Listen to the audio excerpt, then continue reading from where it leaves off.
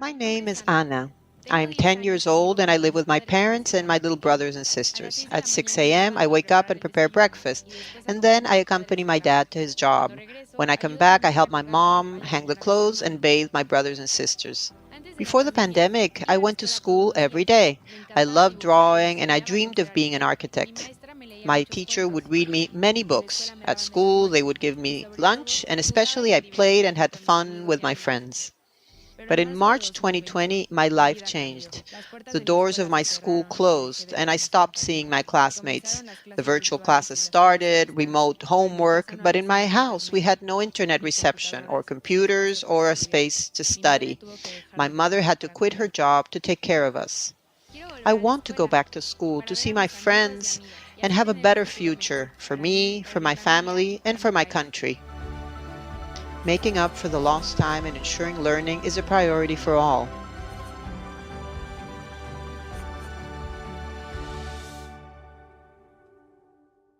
With the story of Anna that symbolizes the story of millions of children in our region, we now begin this forum to show our commitment for educational recovery. Good morning and welcome.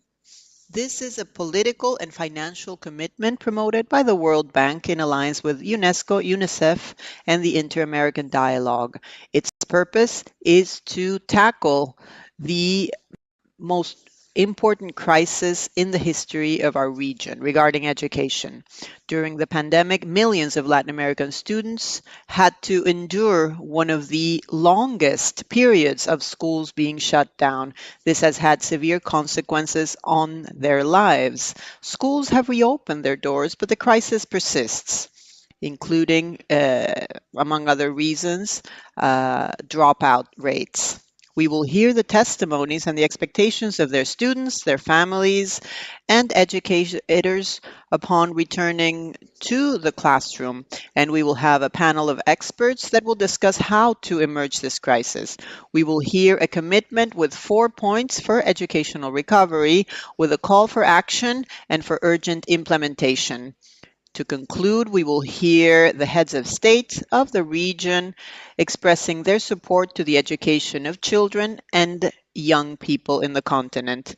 We will hear from these experts. I'm Josefina Townsend, and I will be sharing this event with you, which is being broadcasted in the websites of the organizing entities and the World Bank. It also has interpretation into French, English, Portuguese, and Spanish. We invite you to participate in this dialogue through Twitter of the host organizations. The hashtag is My Education, Our Future. To begin with the interventions of this forum, let's hear Claudia Uribe, Regional Director for Latin America and the Caribbean of the United Nations Organization for Education, Science, and Culture, UNESCO. Claudia will be speaking on behalf of the 4 organizations promoting the commitment for educational recovery.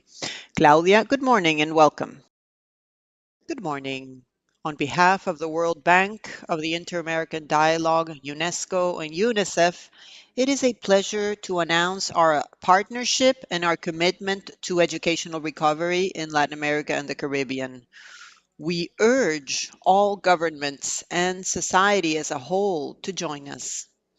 COVID-19 has brought about the most important educational crisis in our known history, with strong repercussions in our region. The region had already an outstanding debt with education before the pandemic. The partial or total shutting down of schools, which covered 2 full school cycles, affected about 170 million children and teenagers.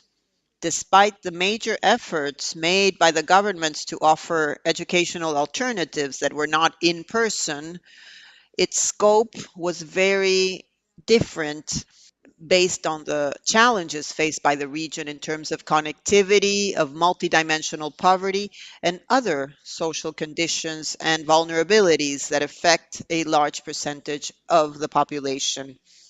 We have accumulated evidence in our organizations, and we're already seeing signs of the deepening of existing educational gaps and a significant delay in learning, and also deterioration of the socio-emotional well-being and the health of the students. The losses caused in learning and the increase in dropout rates are a major threat for education in the continent. That is why we are urging governments and society as a whole to reinforce their resources to recover and transform education by committing to implementing the necessary actions to avoid dropout and recover those lessons and those learnings in every classroom. This all with concepts of equity and justice by prioritizing the groups that were most affected and those who are particularly vulnerable or excluded. We must make a commitment to educational recovery. Let us take every measure that we can to move forward, and let's contribute from our scope of action. World Bank, UNICEF, and the Inter-American Dialogue are making available all resources, knowledge, and will to achieve this. Thank you very much. Claudia, thank you very much. Let's now begin to hear the voices of those who have been most affected by the effects of the pandemic in education. Before the pandemic, countries in Latin America and the Caribbean already were suffering from an educational crisis. Only 1/3 of the students had the basic skills upon completing primary school. Also, about 10.5 million of them were outside the school system. With the onset of COVID-19, learning became a challenge. The first day after the pandemic was declared, it was really like a very big hit on the educational system. With the pandemic, the virtual classes started and we didn't have any reception or money to put an internet connection and study.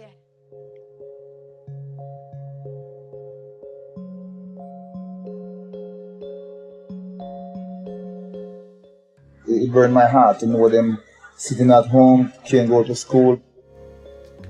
It was really complicated to purchase devices that we didn't have at home so that they could connect. Virtual classes, if we had a question and the teacher didn't see us or couldn't hear us, well, we were just left wondering. I started becoming sad. It really became like hell. Despite the efforts of authorities and teachers, students missed out on an average of 1.5 years of learning.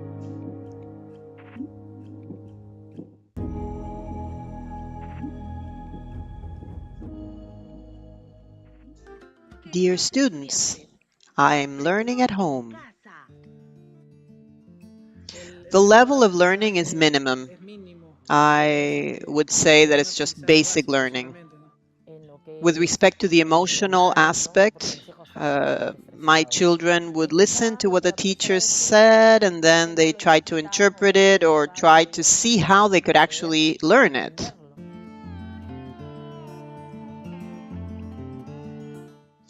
With the pandemic, it already affected our economy. It wasn't enough to continue providing Margarita with the possibility of studying.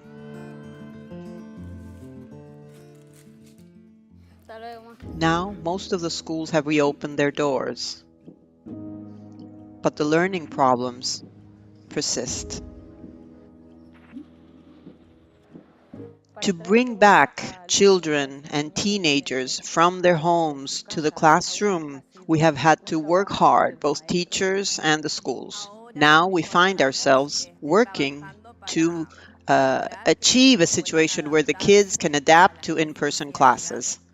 There were kids who had forgotten how to multiply, knowing that they were between 14 and 18 years old. So this is a big delay in education. After 2 years, we are realizing what their reaction was like. It has provided some information on how these kids, for example, who were introvert or scared, how little chance they had to interact also with their peers. I want to go back to school because it is important and we must value this because that's the only way to move forward. Millions of students in Latin America and the Caribbean could drop out of school. Catching up the lost time is a priority for all.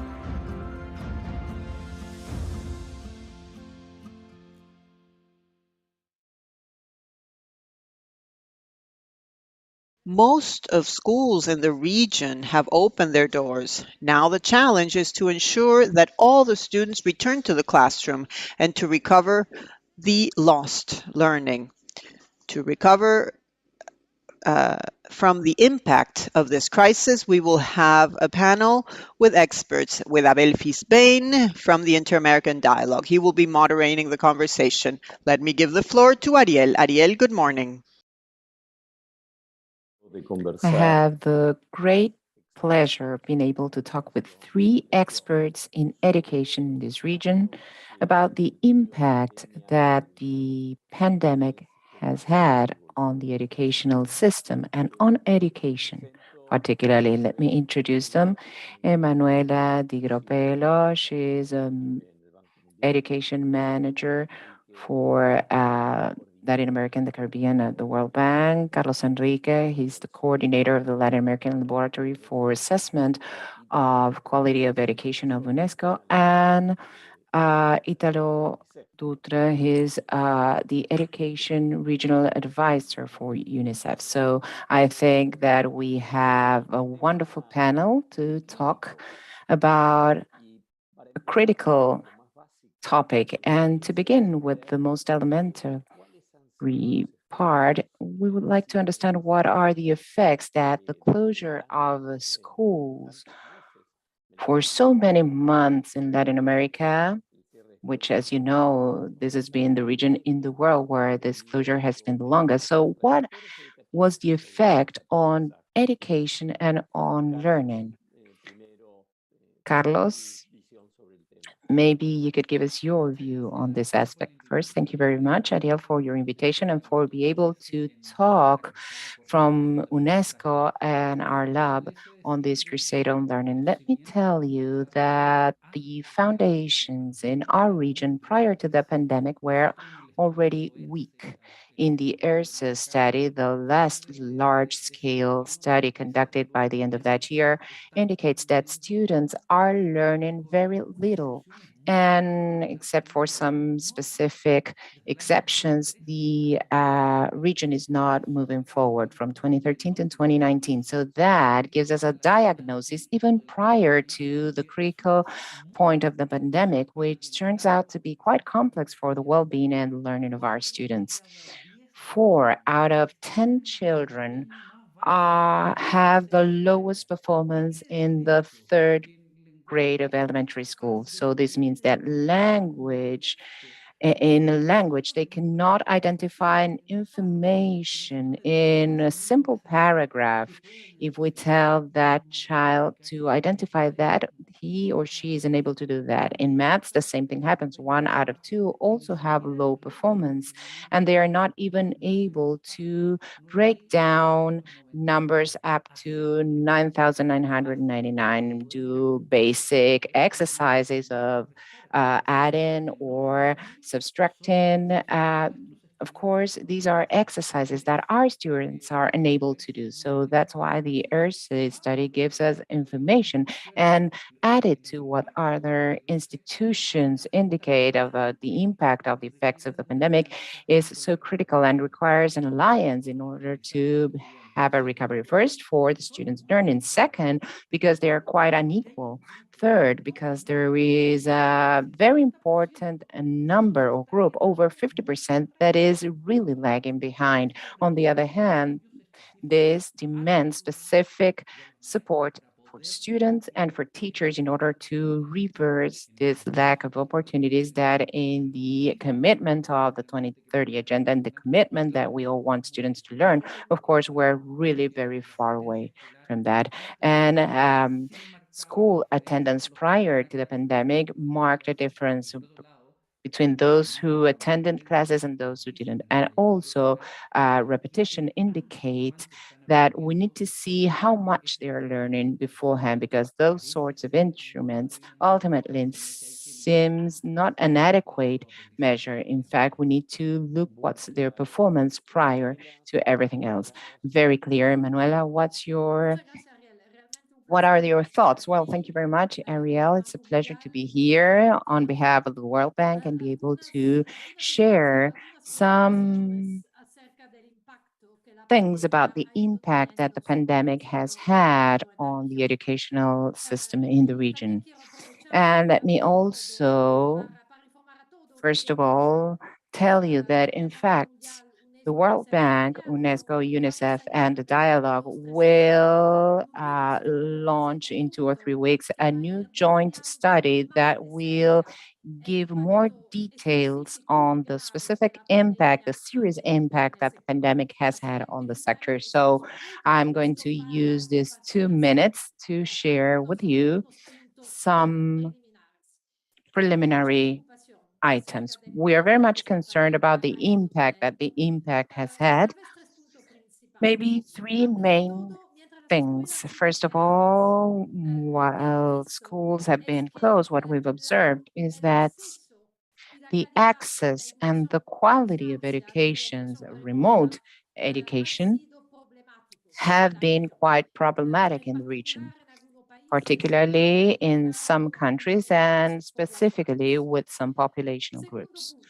Second, this has led to a reduction in attendance while schools were closed, with a group of students that were absolutely disconnected.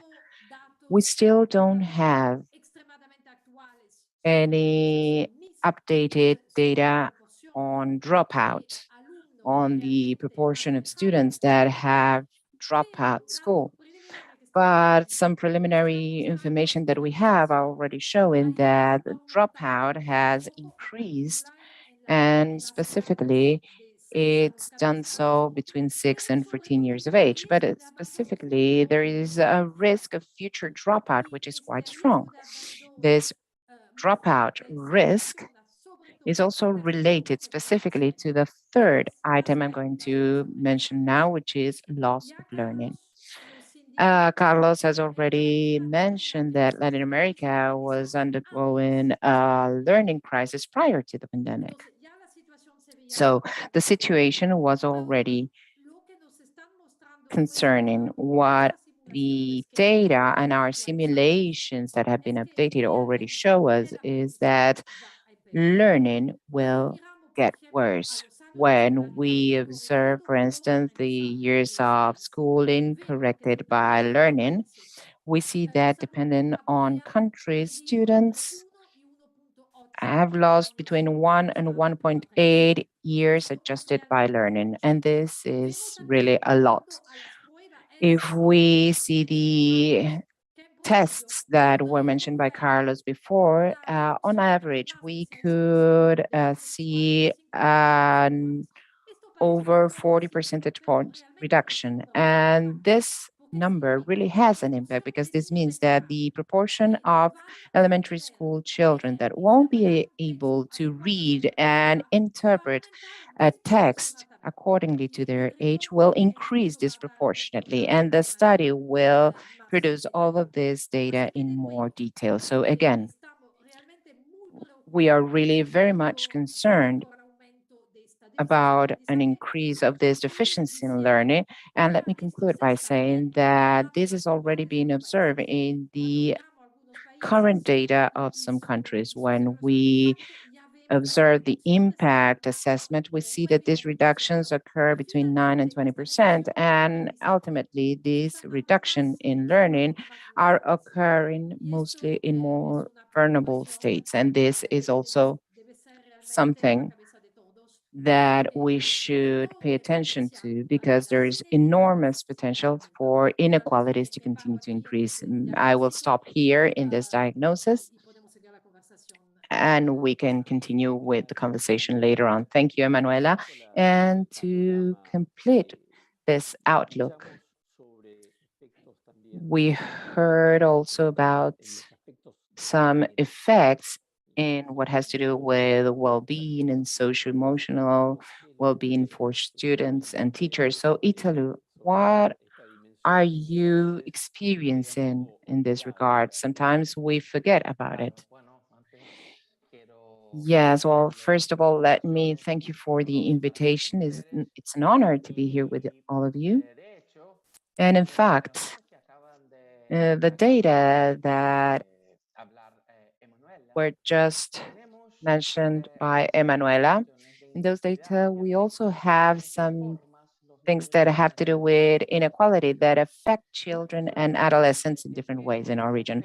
An important matter is that these aspects of the pandemic within the educational sector are not effects that can be immediately measured. Why? Well, for a series of measures that have been taken by countries of maintaining the tuitions or the registrations, of doing everything they could in order to offer some kind of remote modality. But prior to the pandemic, as Carlos also mentioned, and Emmanuel as well, we already had a situation of inequality in the region that was really brutal. So, with the pandemic, uh, we bet on a remote education, mostly in most countries invested in some kind of TV broadcast or some others radio broadcast. Also, the use of WhatsApp was quite important during this situation. And we forgot about the face to face, the necessary interaction between children, especially younger children. And there's also a study mentioned by Emanuela. These were those who most suffer. And of course, this also affects mental health and it brings about consequences that we have not yet measured in the long run. But right now, we have cases of violence that are being reported in different countries. We were able to observe internal violence cases and also cases of violence against children. So this is a problem. School, which should be a place to shelter, of course, is immersed in society, and therefore we do experience some cases of weakness and mental problems and violence that are being reported in our region. Well, that is a very serious concern because, in general, we're not prepared to deal with that in schools. And this is a fact. We're not prepared. And teachers and headmasters and mistresses are not really prepared for that. And of course, we need to work further on that. And of course, we need to prioritize the curriculum, also an active search of children who are not coming back to schools. We do have some anecdotic reports that this is also a problem. We might not have updated data, but maybe in the next 2 years, we'll see what the consequences will be like in the midterm. But that is also a problem. And besides, we are not really prepared in order to face everything related to mental health of children and teenagers, and also everything related to violence during childhood. So this is a concern that goes beyond the educational sector. Of course, we have some social protection sectors that were quite affected, not only due to the lockdown of services, but also because budgets are going down, everything that's related to education and also within social protection service. So this is a big concern for us.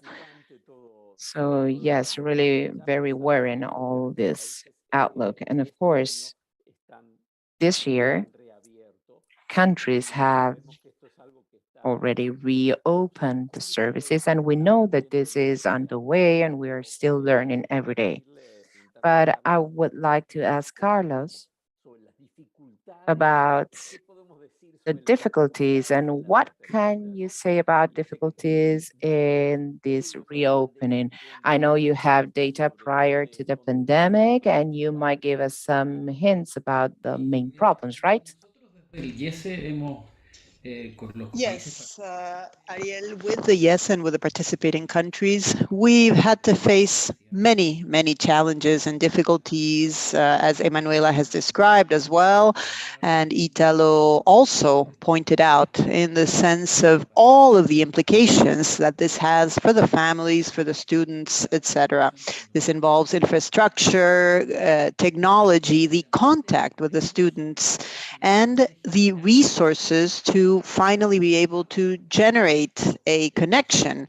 This involves contact to know how the students are doing and how their families are doing, and also to provide psychosocial support when it comes to learning.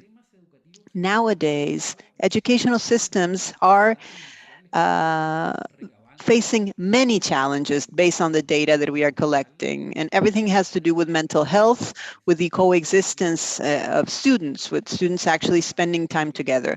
We have disruptive attitudes that maybe they don't know how to interact with other peers, how to share their things, etc. All of this requires support. Italo mentioned this very well. The school community sometimes is not prepared and they require support, both the students and the teachers. Secondly, there are difficulties to be able to face the activation of learning in one same class. In one same class, we can have students who have learned how to read, students who are lagging 6 months, lagging behind by 6 months, and some they don't even have the basic requirements to understand how to read. So there is greater diversity, and this puts more pressure on teachers and requires more specific support, so that what will happen between today and the end of the year will have an actual impact. This is why it is necessary to know exactly where the students are in that line of learning. There is also the issue of the rekindling or the reconnection of those students that are returning to school. How can we face the dropout rates, and how can we have maybe an early warning system to go after and look for those students and bring them back and help them solve their difficulties? Finally, one of the issues in which we have moved forward with the pandemic, and which has to do with distance learning, to not return to certain things that didn't work in the past, but to really focus on new pedagogical approaches so that learning can actually occur. This, of course, combined with good technological infrastructure so that we can provide a safe environment for learning. All of these challenges imposes more difficulties and requires more efforts and more support for those education centers. A lot of strength and strong support has to go to these schools, because they are the hubs of learning, and students need to be the focus. This needs to be student-centered by rechanneling all of the support in this direction. This is what we believe at UNESCO. There is a clear and strong need to support schools. This requires, of course, capacity building, financing, and resources, and a partnership, so that this scenario that has proven so complex, because it's not just about learning, it's really the whole ensemble of well-being of our kids. This requires of a strong alliance, so that those people who are in the schools can receive the support so that the school is not just a place for learning, but a place for well-being and, of course, overall learning. I would like to ask you specifically about something that was mentioned and maybe ask Italo, how worried are you at UNICEF? How concerned are you at UNICEF with dropout, with attendance rates, with the lack of participation that may result? I know that things are sort of being dealt with in the different countries, and I would like to know your opinion. We have a situation here in the region in general, which is that we're still analyzing the data to see what has actually happened with the decisions that were made and the policies that were implemented. Before the pandemic, the trend was a reduction of the number of kids per school. It was a slow reduction in the last 2 decades, but it was a downward trend. What happened with the pandemic is that we offered alternative options for distance learning, for remote learning, or as it is called in the region. But that remote attendance is not reaching the same quality and not arriving with the same quality at the different recipients. And of course, everything is different. Particularly, and here I would like to go back to the data that Emanuela mentioned of the study that we're about to launch, particularly in younger kids. What happens with a child that is starting to read and write after a year of remote classes? We have empirical data that shows that there has been long-term impact in the learning process of the teenagers in the region. And of course, this has an impact in the short term, in the medium term, when it comes to lagging behind in schools and when it comes to learning. A child that was moving from 3rd grade and automatically finds himself or herself in 5th grade might lack certain basic skills. And we can talk about literacy in the early stages of schools, but also other problems that occur at a later age when they should have completed their literacy but haven't. So there are a series of additional factors that will exercise pressure on the dropout rates. We do not have the data yet to say, okay, we have this trend or another trend, but we have identified a series of concerns that show that we will have probably a high level of exams that are not passed at the end of the year, and that they might repeat the year. Repeating the year is definitely not a good strategy. We have seen that through the data, but also we cannot allow everyone to pass to the next level if they haven't acquired certain skills. So this brings us to a situation with a lot of pressure on the system because of the risk of dropout, and the data needs to be analyzed to paint a clear picture on what will happen. And I think the concern is that the trends, of course, have to do with the economic impacts of the pandemic. It has to do with the fact that the quality of the remote education during the pandemic was challenging. And of course, the fact that we have a region with an entire generation that has lost a tremendous amount of hours of learning, missed opportunities for learning. And of course, we have a situation where an immediate action is required, and it's emergent. It's an emergency. Yes, we are already in an emergency mode with the learning. We were already in emergency mode before the pandemic, actually, but now the evidence is showing that we need to act strongly, because there is a very clear impact on dropout, on, of course, lagging behind, and, of course, the learning process that will affect an entire generation. Following up on this last point, Emanuela, what can we say about the long-term effects, not only on education, but also on the economy of the country, the income levels, the productivity? What can we say about that? Ariel, I think that there are serious concerns in that regard as well. We have discussed the fact that, of course, we do not have all of the impacts already identified, but there are a lot of warning signs and areas of concern. Of course, that missing these years of education has a clear implication and consequence. We are already seeing that young kids who are in school now will have lost more than 10% of their income, of their annual income throughout their life.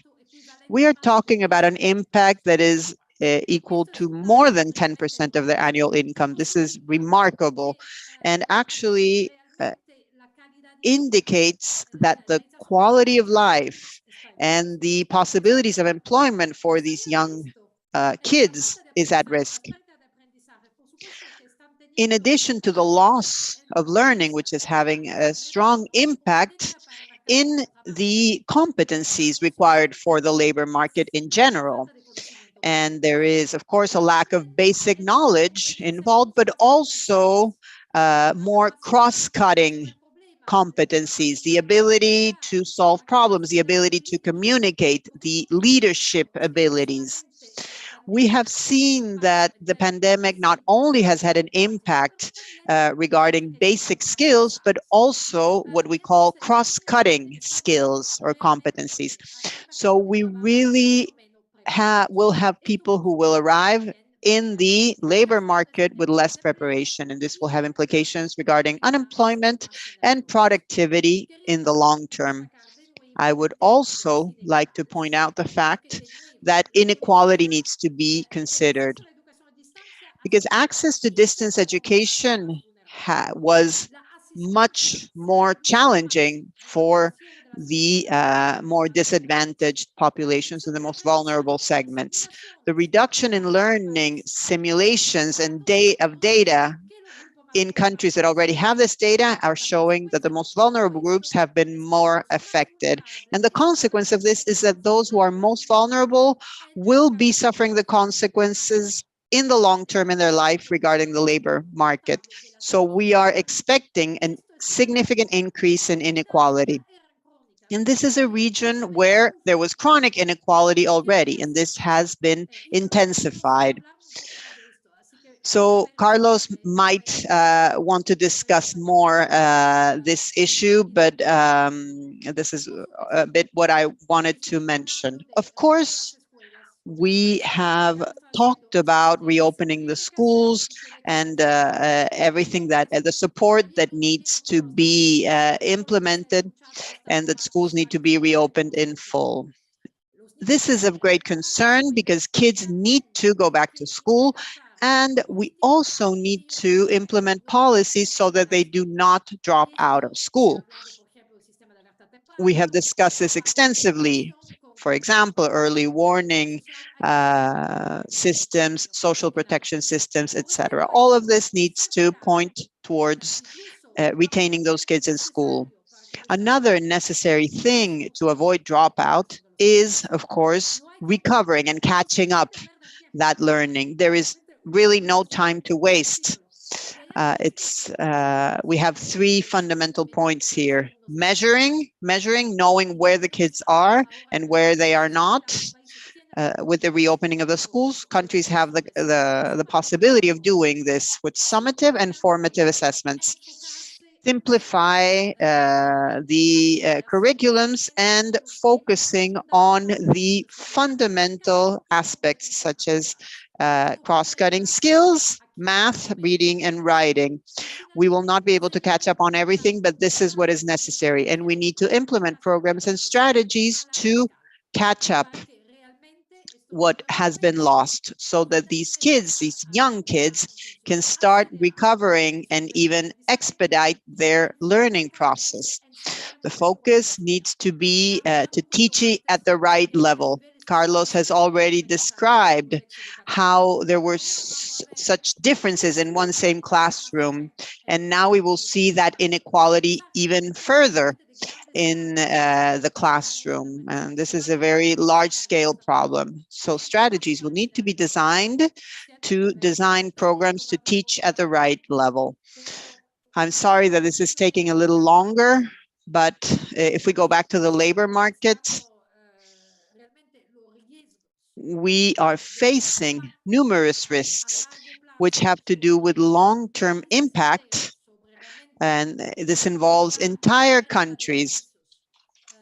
This involves a loss of income, and it can really cover entire countries. So there's no time to lose, really. Emanuela, we're running out of time, but I would not like to finish with such a negative remark. So I would like to ask you very briefly to tell me something that has happened prior to these 2 years that might give you some hope, some optimism, because also we've been having some positive things. So very briefly, something that gives us hope, Emanuela? Yes, Ariel, thank you. And I think it's also important, of course, in each crisis, we have lots of lessons that we can learn. Probably I could mention many, but let me just mention one. For instance, the use of technology and the use of data during the pandemic, during the schools closure. I believe that, of course, we've highlighted some lacks and some deficiencies, but there have been many opportunities to move forward from the technological point of view in the use of data. And this can also be very useful towards the future. So, three things: we have the opportunity to really improve information systems in the region and also monitoring and assessment in order to make faster decisions, more effective decisions. We also have the possibility of using technology in order to design learning systems that are at the proper level, but we also have the opportunity to continue to use in those remote and hybrid systems in order to reach other populations, further populations, and also increase the quality of population to extend the school day. We do have many opportunities ahead, of course, and we need to use them towards a better future. Italo, one thing that gives you high hopes? Well, I think that many of them have already been mentioned by Emanuela, but I do believe that we live in a region where that is not really used to using data in order to make decisions. I think that we've started to improve data monitoring in the region during the pandemic at a national and subnational levels.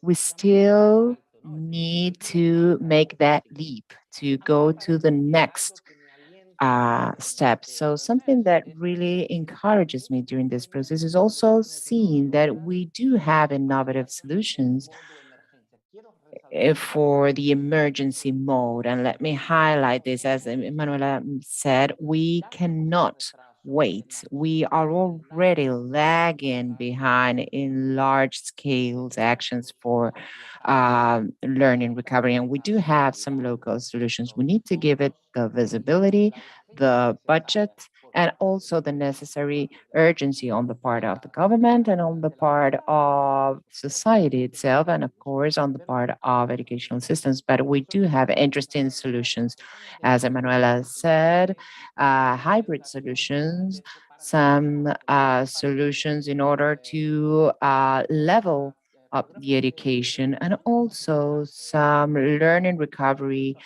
programs for children that are dropping out. We do have very low levels of secondary school completion. And we also have flexible modalities and alternatives that have emerged during the pandemic that can also be used.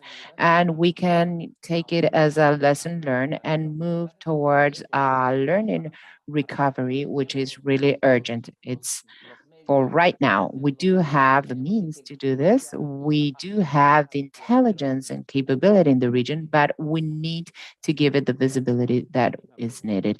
Thank you. Same question for Carlos. Just a positive message.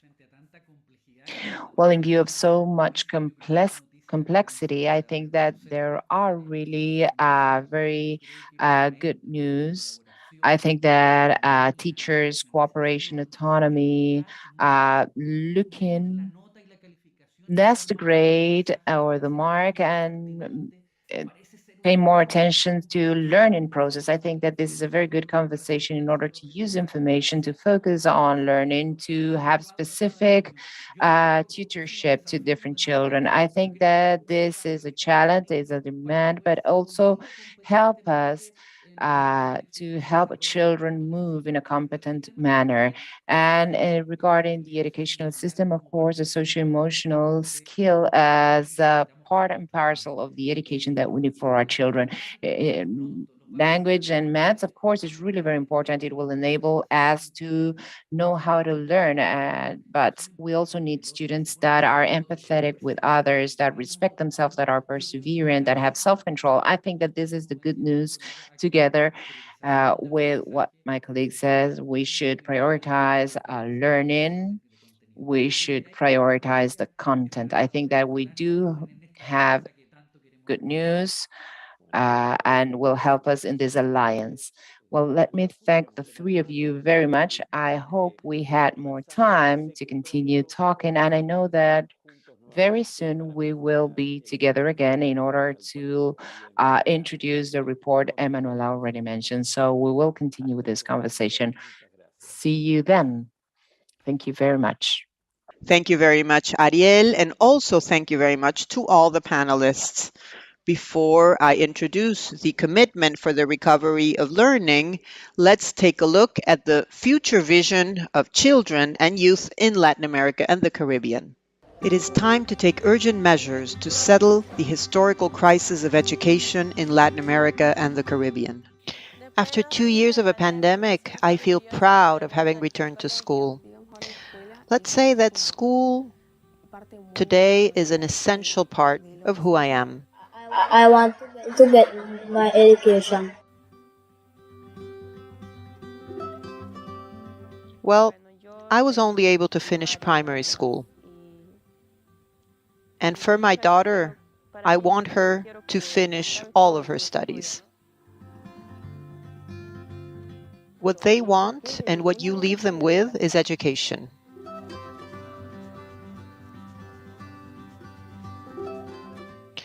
When I finish school, I want to continue studying at a university because I want to help my family.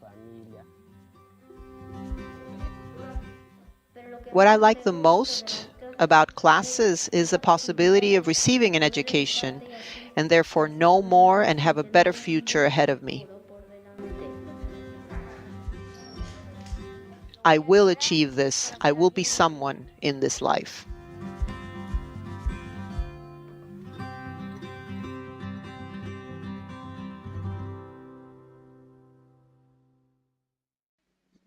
There is no time to waste. The educational crisis is far from over. It's just become less visible. Not all students have returned to the classroom, and millions of them have lost a lot in terms of learning, and now they're at risk of dropping out of school. We urge governments and international organizations, as well as the citizenship, to renew their commitment both politically and financially and implement concrete actions to avoid this intergenerational catastrophe. These are the 4 commitments. First commitment, place educational recovery at the top of the list in our agendas. Second commitment, reintegrate students who have dropped out of school and ensure that they stay in school. Third commitment, recover learning and ensure socio-emotional well-being for children and young people. Fourth commitment, value supporting and training teachers. These are the commitments of educational recovery. This is a public document that you can access in full by clicking on the QR code that appears on the screen. Please share it so that our voices and the voice of our students is heard in Latin America and the Caribbean. Carlos Felipe Jaramillo, Vice President of the World Bank for Latin America and the Caribbean, will kick off this final segment where we will hear the testimony of the heads of state of our region. Carlos Felipe, good morning. Go ahead. Thank you for supporting us today in the presentation of the Declaration of Commitments for the Recovery of Learning in Latin America and the Caribbean. The World Bank supports this call for action because we urgently need decisive action to build a better future for the more than 170 million students who, in our region, were affected in different ways by the effects of the pandemic. Our region, Latin America and the Caribbean, is undergoing one of the most severe educational crises in the last century. The pandemic triggered an increase in poverty and inequality and a massive closing down of schools. This has brought about catastrophic consequences for the educational systems that were already in a crisis before the pandemic. Today, by starting this path towards recovery, it is paramount to invest in the reconstruction of human capital. Responding to this unprecedented educational crisis requires not only the support of governments, but also the private sector, multilateral organizations, and society as a whole. That is why we are here today. Thank you very much to Presidents Gabriel Boric from Chile, Xiomara Castro from Honduras, Alberto Fernandez from Argentina, and Guillermo Lasso from Ecuador. They will now share with us their insights on this challenge. Carlos Felipe, thank you very much. We will now hear from Gabriel Boric, President of Chile. The pandemic has undoubtedly been very difficult for the school community in Chile and across Latin America. That is why, in our country, we are deeply concerned about not continuing with the logic of standardized tests that seek to actually test knowledge, which at the end of the day is not useful for our children. What we want nowadays is for us to live together and meet again and to bridge that enormous educational gap that already existed, but that the pandemic made even bigger. That's why we've created programs such as the life skills programs, focusing on mental health and improving the infrastructure of our schools. We have developed programs to improve the experience in schools, and we are concerned about maintaining schools open as long as possible, because we know that that's where we can meet again as a society, the place where we can understand each other as equals. That is our call from Chile to all of Latin America. We are willing to work together with other countries to move forward and put our society back together again, a society that has been fractured by inequality during the pandemic. Warm greetings from Chile. Thank you very much, President Boric. Now let's hear from the President of Honduras, Xiomara Castro.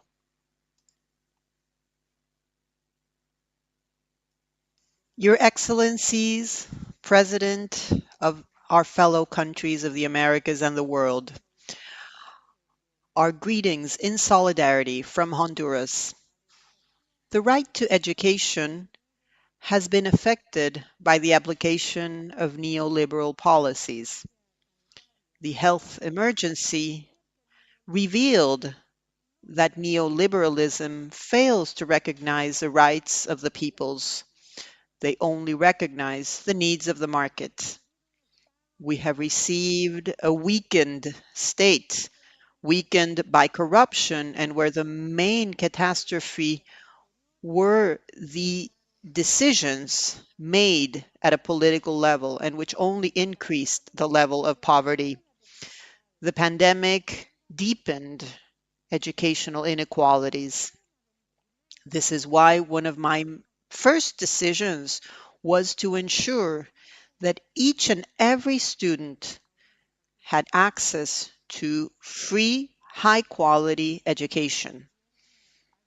My government has decided to pay special attention to investment in education by increasing 10% of its budget, even though there were austerity measures as well.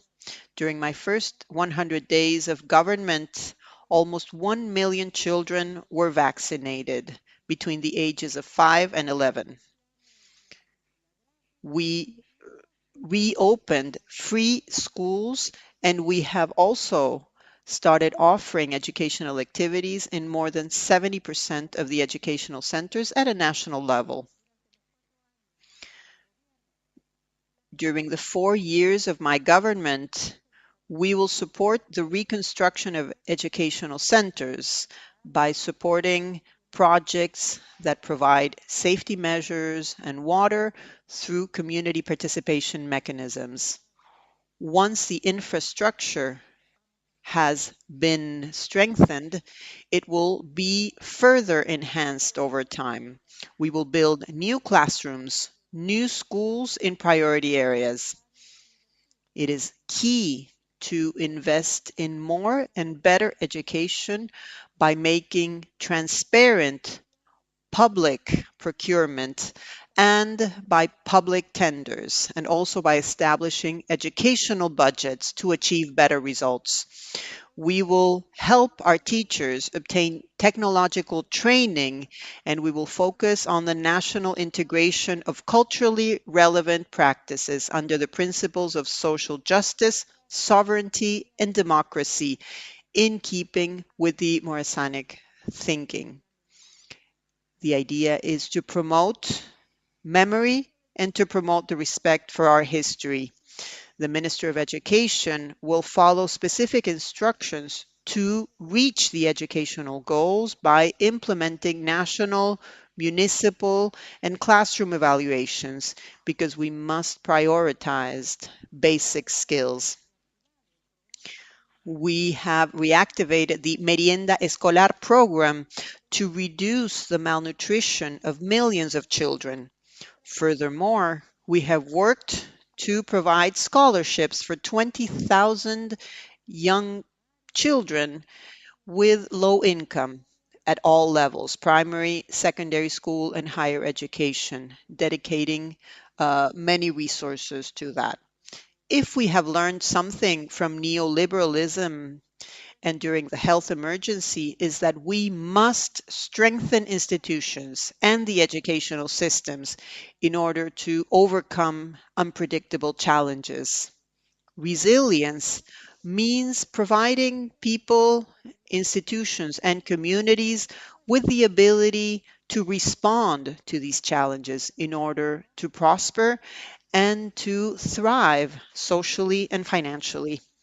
Peoples of the world, we ratify the Morisanic fraternal concept. This must be present in our historical moment right now, where we are fighting for better education to strengthen our awareness as peoples.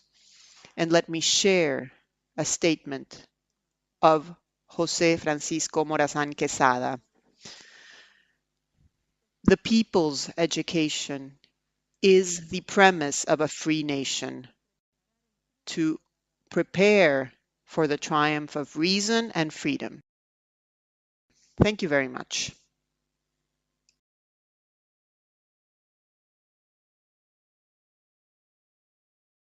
Now, let's hear from Argentina, President Alberto Fernandez. The world has undoubtedly entered a very unique phase with the advance of technology and science. Knowledge has become the wealth of a society.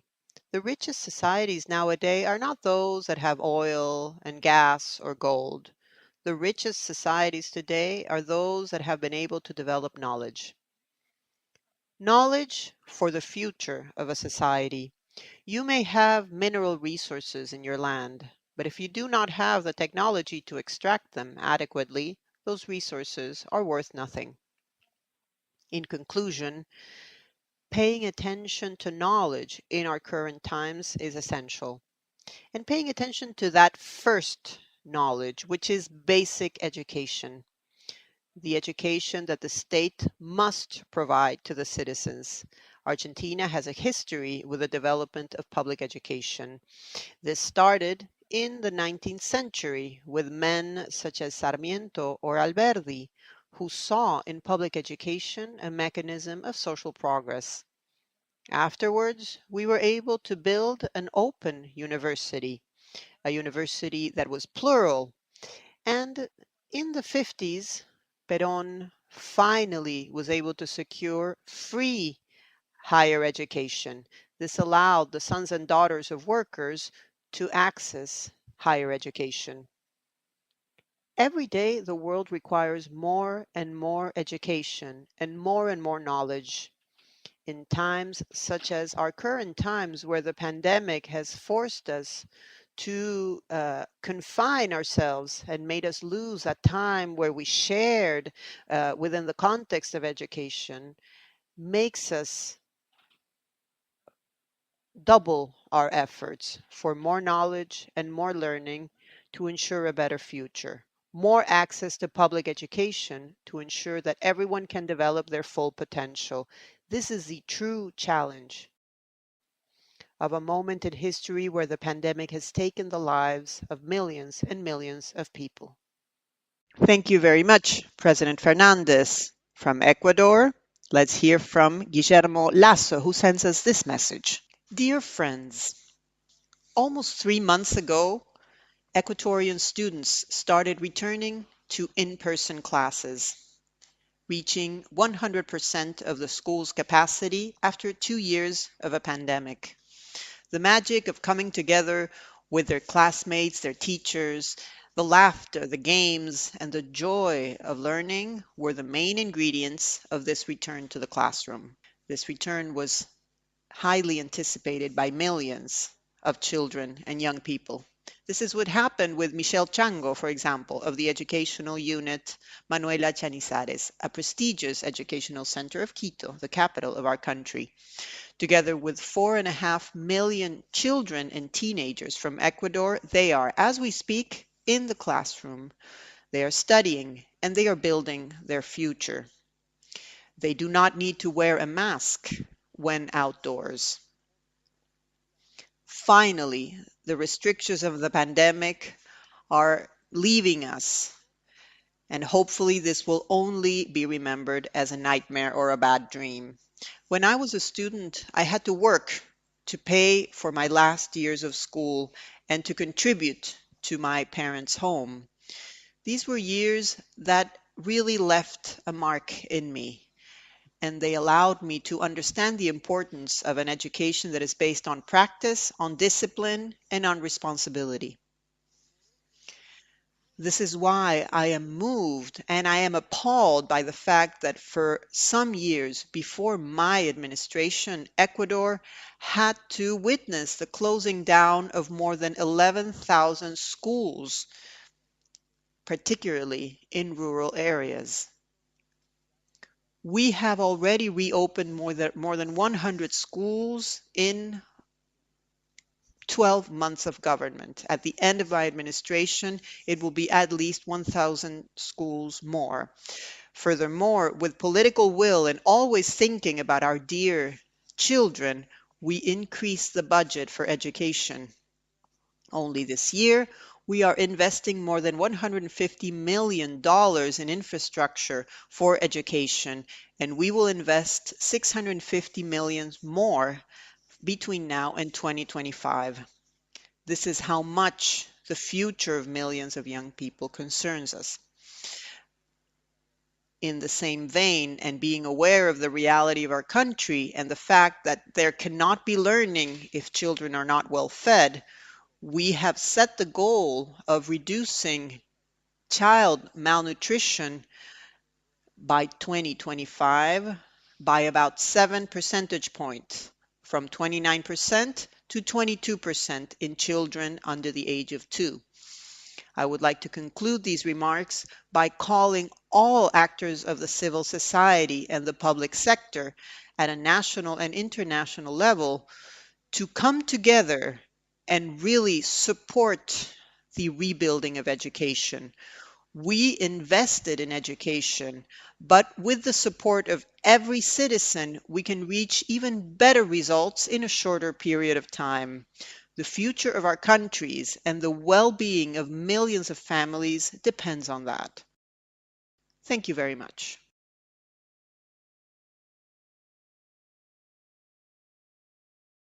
Thank you very much to all the heads of state for their messages. Now over to you, Carlos Felipe. Thank you very much, Presidents Boric, Castro, Fernandez, and Lasso.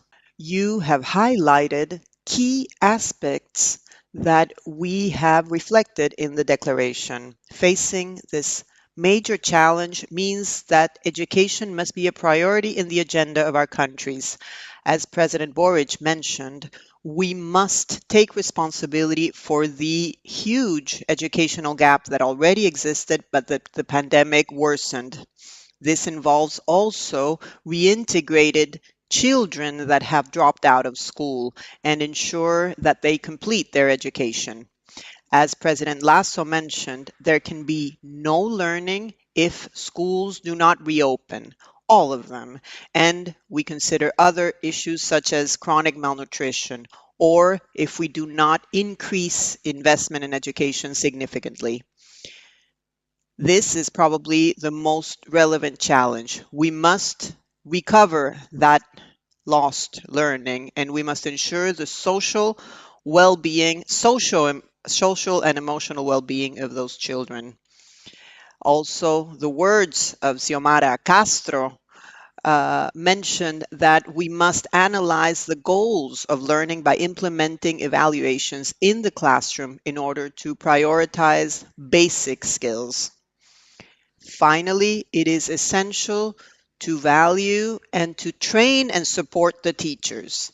As President Fernandez mentioned, every day the world is demanding more education and more knowledge.